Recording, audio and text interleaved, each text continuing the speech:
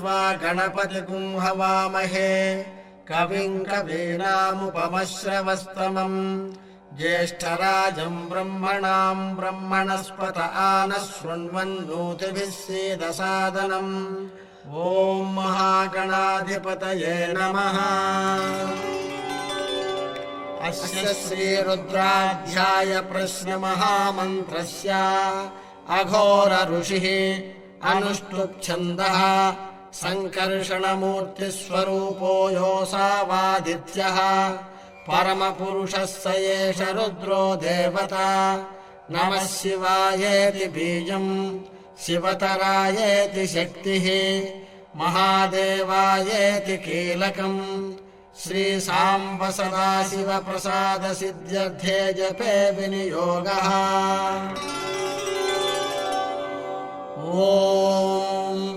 अग्निहोत्रात्मने अङ्गुष्ठाभ्यां नमः। ॐ दर्शपूर्णमासात्मने तर्जनीभ्यां नमः। ॐ चातुर्मास्यात्मने मध्यमाभ्यां नमः। ॐ निरूढपशुबन्धात्मने अनामिकाभ्यां नमः। ॐ ज्योतिष्ठोमात्मने कनिष्ठिकाभ्यां नमः। ॐ सर्वकृत्वात्मने करतलकरपृष्ठाभ्यां नमः। ॐ अग्निहोत्रात्मने हृदयाय नमः। ॐ दर्शपूर्णमासात्मने शिरसे स्वाहा। ॐ चातुर्मास्यात्मने शिखायै वषट्। ॐ निरूढपशुबन्धात्मने कवचाय हुम्। ॐ ज्योतिष्ठोमात्मने नेत्रत्रयाय वौषट्। ॐ सर्वकृत्वात्मने अस्त्राय फट्। ॐ भूर्भुवः सुवरोमिति दिग्बन्धः। ध्यानम् आपातालनभस्थलान्तभुवनब्रह्माण्डमाविस्फुरत् ज्योतिस्फाटिकलिङ्गमौलिविलसत्पूर्णेन्दुवान्तामृतैः अस्तोकाप्लुतमेकमीशमनिशं रुद्रानुवाकान् जपेत्। ध्यायेदीप्सितसिद्धये ध्रुवपदं विप्रोऽभिषिञ्चेच्छिवम्। ब्रह्माण्डव्याप्तदेहाभसितहिमरुचा भासमाना भुजङ्गैः कण्ठे कालाः कपर्दा कलितशशिकलाश्चण्डकोदण्डहस्ताः प्रेक्षारुद्राक्षमालासुललितवपुषः शाम्भवा मूर्तिभेदाः। रुद्राः श्रीरुद्रसूक्तप्रकटितविभवा नः प्रयच्छन्तु सौख्यम्। शञ्च मे मयश्च मे प्रियञ्च मेऽनुकामश्च मे कामश्च मे सौमनसश्च मे भद्रञ्च मे श्रेयश्च मे वश्यश्च मे यशश्च मे भगश्च मे द्रविणञ्च मे यन्ता च मे धर्ता च मे क्षेमश्च मे धृतिश्च मे विश्वञ्च मे महश्च मे संविच्च मे ज्ञात्रञ्च मे सूश्च मे प्रसूश्च मे क्षीरञ्च मे लयश्च महतञ्च मे मृतञ्च मे यक्ष्मञ्च मे नामयच्च मे जीवातुश्च मे दीर्घायुत्वञ्च मे नमित्रञ्च मे भयञ्च मे सुगञ्च मे शयनञ्च मे सूषा च मे सुदिनञ्च मे। ॐ शान्तिः शान्तिः शान्तिः। ॐ नमो भगवते रुद्राय। नमस्ते रुद्रमन्यव उतोत इषवे नमः। नमस्ते अस्तु धन्वने बाहुभ्यामुत ते नमः। यातयुषः शिवतमा शिवं बभूव ते धनुः। शिवाशरव्या यातवतया नो रुद्रमृडया। याते रुद्रशिवा तनूरघोरा पापकाशिनी। तया नस्तनुभाषन्तमया गिरिशन्ताभिचाकशीः। यामिषुङ्गिरिशन्तहस्ते बिभर्ष्यस्तवे। शिवाङ्गिरित्रताम् कुरु माहि गुंसीः पुरुषम् जगत्। शिवेन वचसा त्वा गिरिशाच्छा वदामसि। यथा नः सर्वमिज्जगत यक्ष्मपुंसुमना असतु। अध्यवोचदधिवक्ता प्रथमो दैव्योऽभिषक्। अहीगुश्च सर्वान् जम्भयन् सर्वाश्च यातु धान्यः असौ यस्ताम्रो अरुण उत बभ्रुः सुमङ्गलः ये चेमागुं रुद्रा अभितो दिक्षुः सिताः सहस्रशो वैशागुं हेडयीमहे असौ यो वसर्पति नीलग्रीवो विलोहितः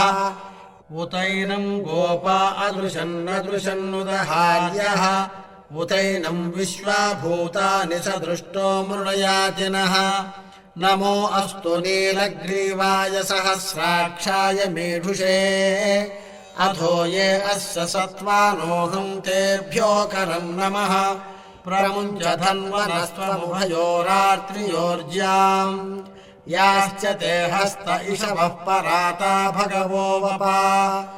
अवतच्च धनुस्त्वगुं सहस्राक्षसितेषुधे निषेद्य शल्यानाम् मुखा शिवो नः सुमना भवा विजयम् धनुः कपर्दिनो विशल्यो बाणवागुम्भुता अनेशन्नस्येषव आभुरस्य निषङ्गधिः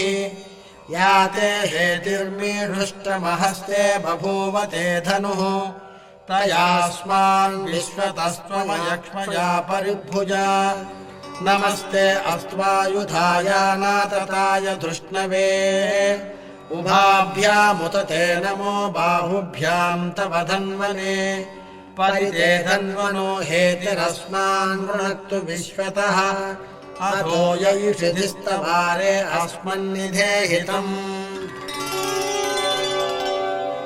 नमस्ते अस्तु भगवन् विश्वेश्वराय महादेवाय त्रयम्बकाय त्रिपुरान्धकाय त्रिकाग्निकालाय कालाग्निरुद्राय नीलकण्ठाय मृत्युञ्जयाय सर्वेश्वराय सदाशिवाय श्रीमन्महादेवाय नमः नमो हिरण्यबाहवे सेनान्ये दिशाम् च पतये नमो नमो वृक्षेभ्यो हरिकेशेभ्यः पशूनाम् पतये नमो नमः सस्पिञ्जराय त्विषीमते पथीनाम् पतये नमो नमो बभ्रुषाय विव्याधिनेन्नानाम् पतये नमो नमो हरिकेशायोपवीतिने पुष्टानाम् पतये नमो नमो भवस्य हेत्यै जगताम् पतये नमो नमो रुद्राय तथा विनेक्षेत्राणाम् पतये नमो नमः सूताय हंसाय वनानाम् पतये नमो नमो रोहिताय स्तपतये वृक्षाणाम् पतये नमो नमो मन्त्रिणे वाणिजाय कक्षाणाम् पतये नमो नमो भुवन्तये वारिवस्कृताय औषधीनाम् पतये नमो नम उच्चैर्घोषाय क्रन्दयते पत्तीनाम् पतये नमो नमः कृत्स्नवीताय धावते सत्त्वनाम् पतये नमः नमः सहमानाय निव्याधिन आव्याधिनीनाम् पतये नमो नमः ककुभाय निषङ्गिणे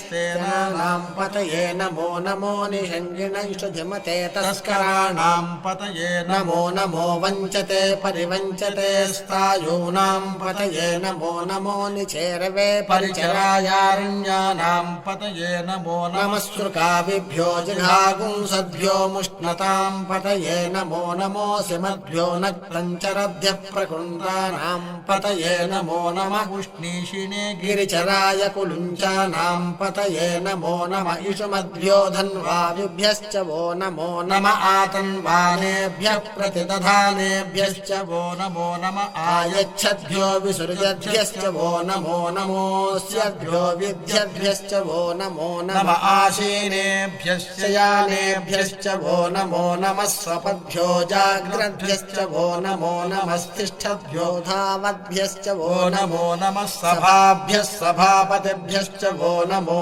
नमो अश्वेभ्योऽश्वपतिभ्यश्च वो नमः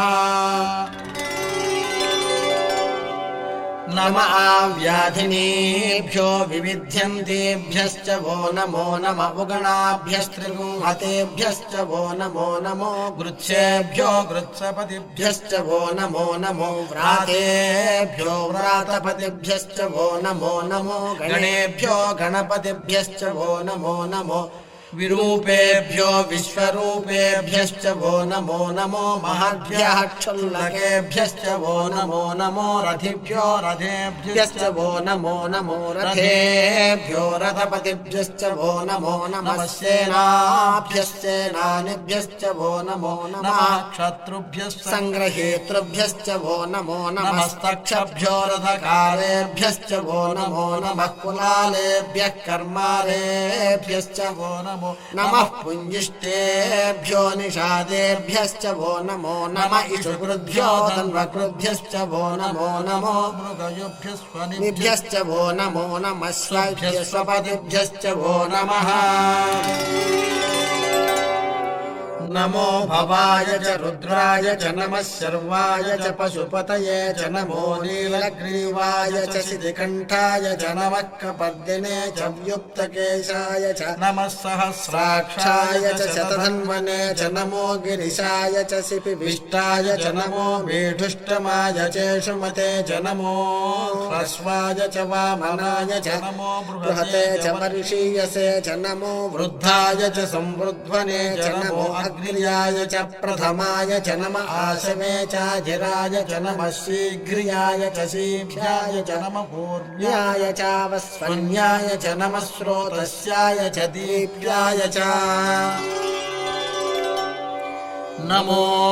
ज्येष्ठाय च कनिष्ठाय च नमः पूर्वजाय चापरजाय च नमो मध्यमाय चापगल्भाय च नमो जघन्याय च बुध्न्याय च नमः सोऽभ्याय च प्रतिसर्याय च नमो याम्याय च क्षेम्याय च नमः उर्वर्याय च खल्याय च नमः श्लोक्याय चावसान्याय च नमो वन्याय च कक्ष्याय च नमः श्रवाय च प्रतिश्रवाय च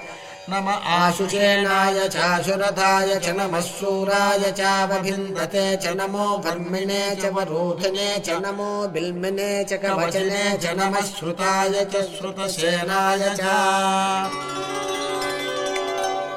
नमो दुन्दुभ्याय च हनन्याय च नमो धृष्णवे च प्रमृषाय च नमो दूताय च प्रहिताय च नमो निषङ्गिणे चेषुधिमते च नमस्तीक्ष्णे शवे च युधिने च नमः स्वायुधाय च सुधन्वने च नमः श्रुत्याय च पथ्याय च नमः काट्याय च नीप्याय च नमः सूद्याय च सरस्याय च नमो नाद्याय च वैशन्ताय च नमः कूप्याय च भट्याय च नमो वर्ष्याय च वर्ष्याय च नमो मेघ्याय च विद्युत्याय च नमः ईध्र्याय च तप्याय च नमो वात्याय च रेश्म्याय च नमो वास्तव्याय च वास्तुपाय च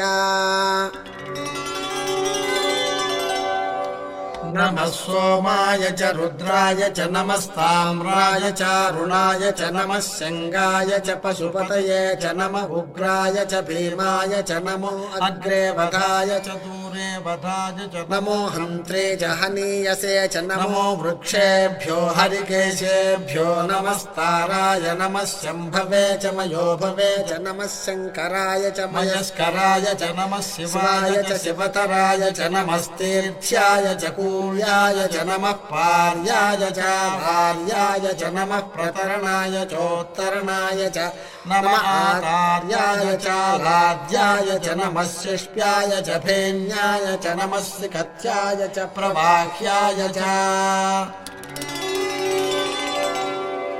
नमः इरिण्याय च प्रपथ्याय च नमः किगुंशिलाय च क्षयणाय च नमः कपर्दिने च पुलस्तये च नमो गोष्ठ्याय च गृह्याय च नमस्तल्प्याय च गेह्याय च नमः काट्याय च गह्वरेष्ठाय च नमो हृदयाय च निवेश्याय च नमः पागुंसव्याय च रजस्याय च नमः शुष्क्याय च हरित्याय च नमो लोप्याय चोलप्याय च नमः ऊर्व्याय च शूर्ण्याय च नमः पर्ण्याय च पर्णसद्याय च नमोपकुरमाणाय चाभिघ्नते च नमः आखिदते च प्रखिदते च नमो वह्किरिकेभ्यो देवानागुंहृतयेभ्यो नमो विक्षीणकेभ्यो नमो विचिन्वत्केभ्यो नम आनिर्हतेभ्यो नम आमीवत्केभ्यः द्रापे अन्धसस्पते दरिद्रन्नीललोहिता येषाम् पुरुषाणामेषाम् पशूनाम् माभेर्मा रोमो येषाम् किञ्चनाममत् या ते रुद्रशिवा तनूः शिवा विश्वाह भेषजी शिवा रुद्रस्य भेषजी तया नो मृडजीवसे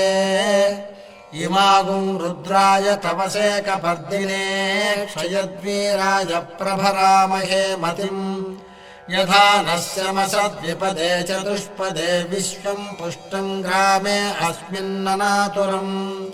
मृडानो रुद्रोतनो मयस्मृति क्षयद्वीराय नमसा विधेमते यच्छम् च योश्च मनुरायजे पिता तदस्यामतव रुद्रप्रणीतौ मानो महान्तमुतमानो अर्भकम् मानवुक्षन्तमुतमानवुक्षितम् मानो वधेः पितरम् मोतमातरम् प्रियामानस्त्वनुवो रुद्ररीरिषः मानस्तोकेतनये मान आयुषि मानो गोषु मानो अश्वेषु रीरिषः वीरान्मानो रुद्रभामितो वधीर्हविष्मन्तो नमसा विधेमते आरात्ते गोघ्न उत पूरुषघ्ने क्षयद्वीराय सुम्नमस्मेते अस्तु रक्षा च नो अधिजदेव ब्रूह्यथा च नः शर्म यच्छद्विबर्हाः स्तुहि श्रुतम् गर्तसदम् युवानम् मृगम् न भीममुपहत्नुमुग्रम् मृडाचरित्रे रुद्रस्तवानो अन्यन्ते अस्मन्निवपन्तु सेनाः परिणो रुद्रस्य हेतुर्वृणक्तु परित्वेषस्य दुर्मतिरघायोः अवस्थिरा मघवद्भ्यस्तनुष्वमीढ्वस्तोकायतनयाय मृडया मीढुष्टमशिवतमशिवो नः सुमना भव परमे वृक्ष आयुधम् निधाय कृत्युम् वसान आचर पिनाकम् बिभ्रदागहि विकिरित विलोहित नमस्ते अस्तु भगवः यास्ते सहस्रगुम् हेतयोऽन्यमस्मन्निवपन्तु ताः सहस्राणि सहस्रधा बाहुवोस्तव हेतयः तासामीशानो भगवः पराचीना मुखाकृधी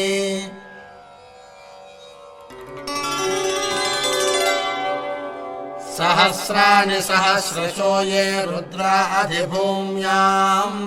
तेषागुम् सहस्रयोजने वधन्वानि तन्मसि अस्मिन्महत्यर्णवेऽन्तरिक्षे भवाधि नीलग्रीवास्यति कण्ठाः शर्वा अधः क्षमाचराः नीलग्रीवास्यति कण्ठादिवगुम् रुद्रा उपश्रिताः ये वृक्षेषु सस्पिञ्जरा नीलग्रीवा विलोहिताः ये भूतानामधिपतयो विशिखासः कपर्दिनः ये अन्येषु विविध्यन्ति पात्रेषु पिबतो जनान् ये पथाम् पथि रक्षय ऐलमृदायव्युधः ये तीर्थानि प्रचरन्ति श्रुतावन्तो निषङ्गिणः य एतावन्तश्च भूयागुंसश्च दिशो रुद्रावितस्थिरे तेषागुम् सहस्रयोजने वधन्वानि तन्मसि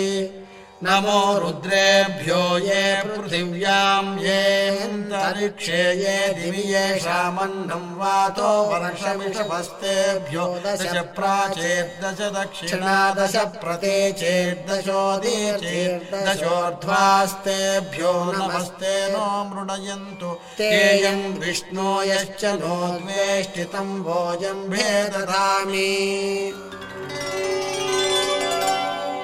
त्र्यम्बकम् यजामहे सुगन्धिम् पुष्टिवर्धनम् उर्वारुकमिव बन्धनान् मृत्योर्मुक्षीयमामृतात् यो रुद्रो अग्नौ यो अप्सु यवोषधीषु यो रुद्रो विश्वा भुवना विवेश तस्मै रुद्राय नमो अस्तु